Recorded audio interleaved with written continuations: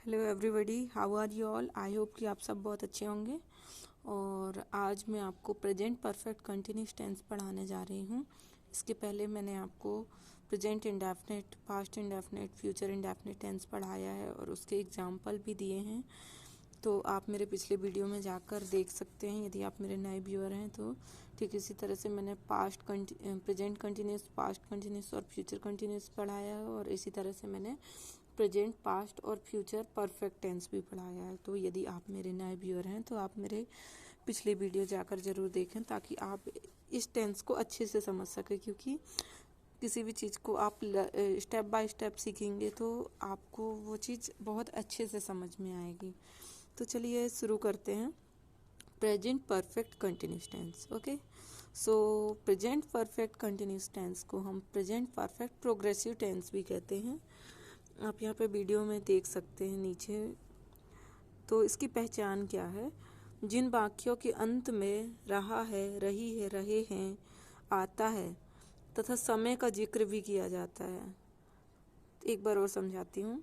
जिन वाक्यों के अंत में रहा है, रही है, रहे हैं आता है तथा समय का भी जिक्र किया जाता है तो उसे हम प्रेजेंट परफेक्ट कंटिन्यूस टेंस कहते हैं। तो रूल किस तरह से है इसको मैं एक बार और समझाती हूँ। रहा है, रही है, रहे हैं, तो आप सबको पता है कि रहा है, रही है, रहे किस चीज़ की, किस टेंस की पहचान है? कंटिन्यूस टेंस की। तो क्योंकि ये प्रेजेंट परफेक्ट कंटिन्यूस टेंस है तो इसमें जो उसमें है वो तो ये रहेगा ही। तो रहा है, रही है, रहे हैं आएगा ही, मतलब वर्ब का फर्स्ट फॉर्म के साथ आईएनजी आएगा। ठीक है। और परफेक्ट टेंस की पहचान हैव, हैज़ है, तो हैव हैज हेल्पिंग वर्ब भी आएगा, प्लस इसमें एक चीज़ ऐड कर दिया गया, बीन। इसके अलावा और कुछ भी नहीं है। अगर आपसे परफेक्ट टेंस और कंटिन्यूस टेंस आपसे आता है तो आपको प्रेजेंट परफेक्ट कंटिन्यूस टेंस बहुत आराम से आ जाएगा। तो चलिए, रूल नंबर 1 है action start in past and recently just stopped. मतलब कोई भी क्रिया, हम ग्राफ के थ्रू समझते हैं कि कोई भी क्रिया पास्ट में शुरू हुई है, पास्ट में शुरू हुई हो और जस्ट प्रेजेंट में आके अभी स्टॉप हुई है। तो इसका एग्जाम्पल देखिए। I am tired, I am tired, I have been working since morning. अब वो बता रहा है कि मैं टायर्ड हूँ, मैं थकी हुई हूँ। क्यों? क्योंकि मैं सुबह से काम कर रही हूँ। तो वही है, I am tired, I have been working since morning. मैं सुबह से काम कर रही हूँ। ठीक है। अब इसी तरह से रूल नंबर 2 है। रूल नंबर 2 है action started in past and still continue. मतलब इसे भी हम ग्राफ के थ्रू समझते हैं कि कोई भी काम पास्ट में शुरू हुआ है, प्रेजेंट में जारी है और आगे भी फ्यूचर में कुछ समय तक जारी रहेगा। तो कोई भी क्रिया भूतकाल से शुरू हुई है और भविष्य में भी कुछ समय तक जारी रहेगी। तो इसका आप स्क्रीनशॉट ले सकते हैं।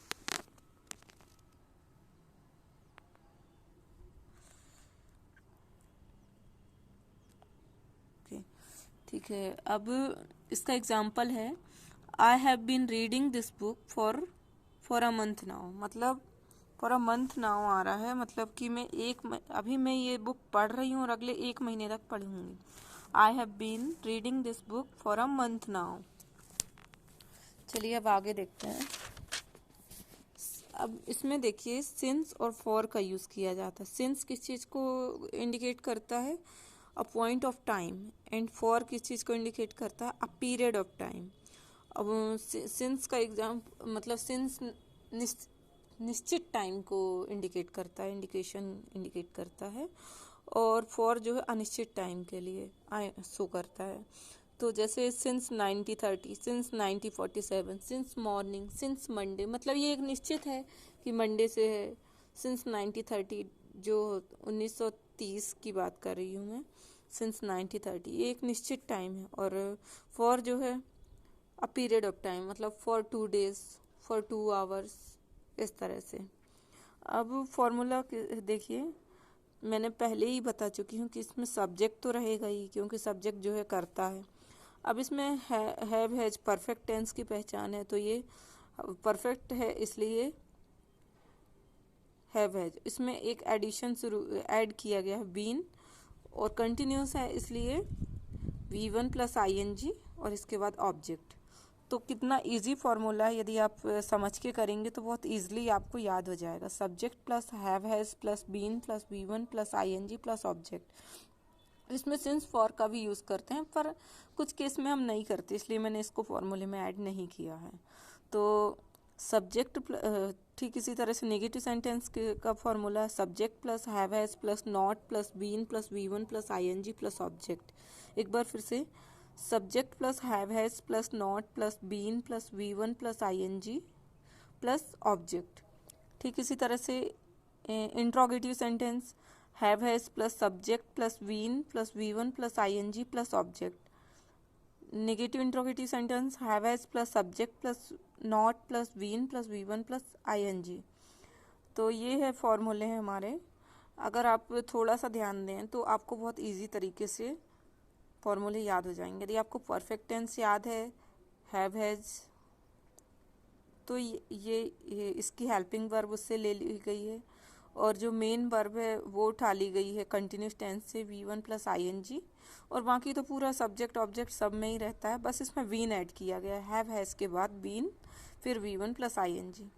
तो आप इतना याद कर लीजिए, आप तो बहुत इजी तरीके से आप सेंटेंस फ्रेम कर सकते हैं। ठीक इसी तरह से अब जैसे एग्जाम्पल से हम समझते हैं, वो कब से स्कूल नहीं जा रही है, तो मैंने यहाँ पे कब से के लिए यूज़ किया for quite a long time. For quite a long time, आप इसको एक बार याद करेंगे और आपके ये लाइफ टाइम के लिए रहेगा। She has not been going to school for quite a long time. वह कब से स्कूल नहीं जा रही, एक बार फिर से समझाती, वह कब से स्कूल नहीं जा रही। She has not been going to school for quite a long time. आप कब से उसका वेट कर रहे हैं। अब मैं यहाँ पे पूछ रही, आप कब से उसका वेट कर रहे हैं, ठीक है। तो you have been waiting for him for quite a long time. You have been waiting for him for quite a long time. वह कब से खाना खा रही है। She has been eating food for quite a long time. She has been eating food for quite a long time. ठीक इसी तरह से और भी समझते हैं हम। इसका हिंदी नहीं बनाया मैंने, बस एक समझने के लिए इसको लिखा मैंने। कब से बारिश हो रही है, मैं बचपन से गिटार सीख रही हूँ। आप कितने टाइम से मंदिर जा रहे हैं। तो इस तरह से बनते हैं इसके सेंटेंस। अब देखिए, इसमें मैं कॉन्ट्रैक्शंस देखते हैं। कॉन्ट्रैक्शंस का भी यूज़ किया जाता है, जैसे he has been. He has been को हम क्या बोलेंगे, he is been. She has been, she is been. It has been, it's been. They have been, they've been. We have been, we've been. You have been, you've been. I have been, I've been. इस तरह से इसमें contractions use किया जाता है। कुछ और example हम देखते हैं। जैसे मैं बोल रही हूँ कि टीना और उसका फ्रेंड, हिंदी नहीं लिखा है मैंने, हिंदी ऐसे ही समझा देती हूँ। टीना और उसका फ्रेंड एक दूसरे को लंबे टाइम से डेट कर रहे हैं, तो इसको क्या बोलेंगे, Tina and his friend have been dating for quite a long time. एक बार फिर से बता रही हूँ, Tina and his friend have been dating for quite a long time.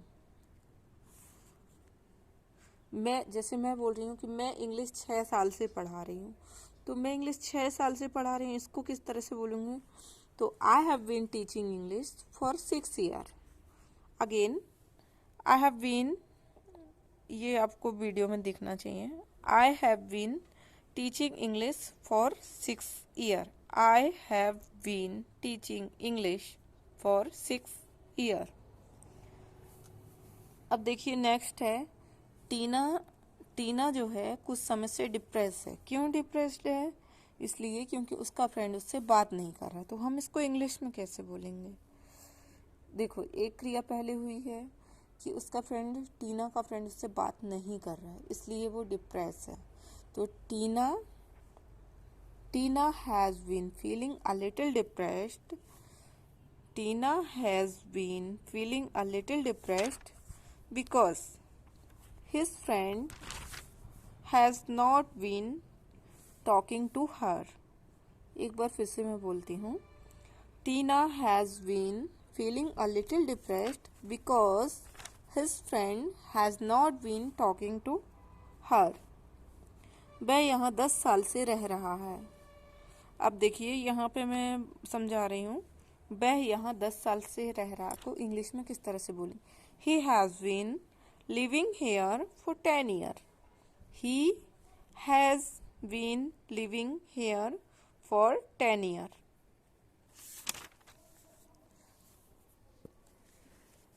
वह सुबह से यहाँ बैठा है. He has been sitting here since morning. अब देखिए निश्चित टाइम आ गया ना, since morning, सुबह से. He has been sitting here since morning. Satya कुछ दिनों से गाना क्यों नहीं गा रही है. अब कोई सत्या है, सत्या नाम की कोई लड़की है जो कि कुछ दिनों से गाना नहीं गा रही है. अब क्यों नहीं गा रही है, ये तो उसका पर्सनल रीज़न है, पर हम उसको इंग्लिश में किस तरह से बोलेंगे वो ये देखिए. Why has Satya not been singing for some days? Why has Satya not been singing for some days? वह एक हफ्ते से स्कूल क्यों नहीं आ रही है. वह एक हफ्ते से स्कूल क्यों नहीं आ रही है. Why has he not been coming to school for 1 week? Why has he not been coming to school for 1 week? एक बार फिर से बोल रही हूँ मैं, आप इसे नोट कर लीजिए. Why has he not been coming to school for 1 week? Guys, अगर आपको मेरा ये वीडियो अच्छा लगा तो प्लीज़ लाइक करें, शेयर करें और सब्सक्राइब करें मेरे चैनल को, क्योंकि एक वीडियो बनाने में बहुत ज़्यादा मेहनत लगती है. और अगर आप मुझे अप्रिशिएट करेंगे तो मुझे भी अच्छा लगेगा. तो please like, share and subscribe my channel, and thank you so much for watching. Thank you.